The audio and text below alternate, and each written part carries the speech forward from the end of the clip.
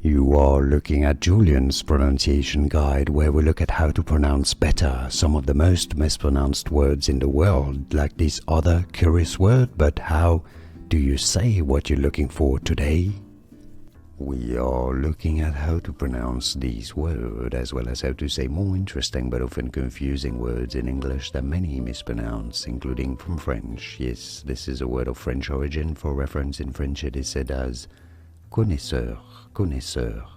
In English, in British English, it is normally pronounced as connoisseur. Stress on that last syllable. Connoisseur, connoisseur.